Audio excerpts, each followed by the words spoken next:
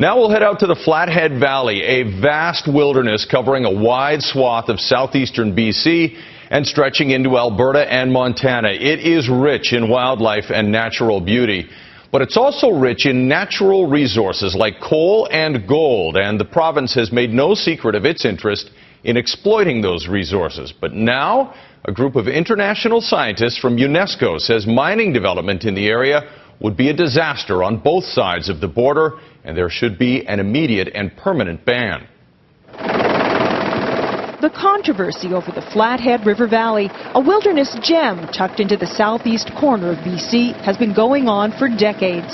Should the BC government continue to welcome industry to submit proposals to mine the area, or should the land be protected like its neighbors? So Alberta has Waterton, which is part of the World Heritage Site, and Montana has Glacier National Park. And it's been recommended for years that this ecosystem is so important to the world that it also become a World Heritage Site.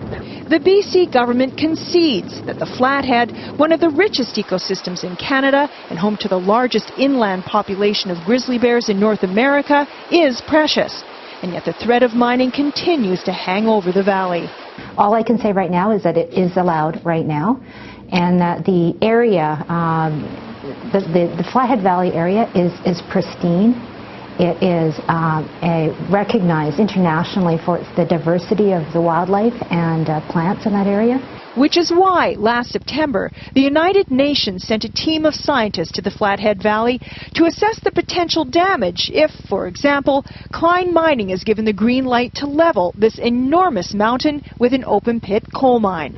The concern that toxic runoff would rush into the Flathead River, contaminating its way all the way down to Glacier National Park in Montana, a UNESCO World Heritage Site. So the independent scientists came.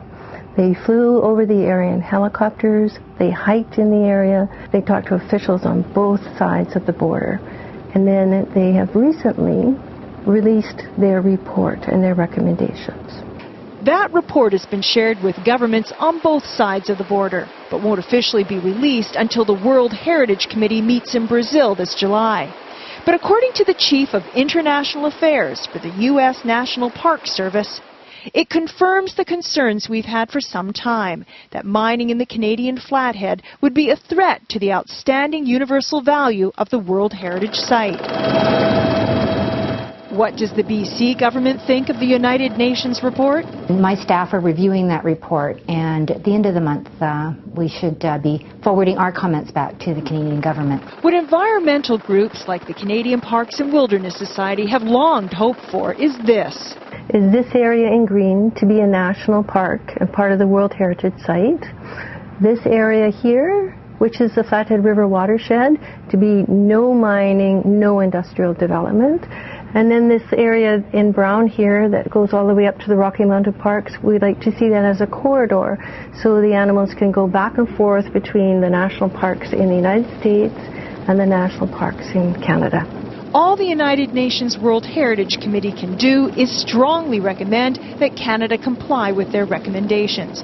But failing to do so would undoubtedly further damage our already tarnished image in the international environmental community.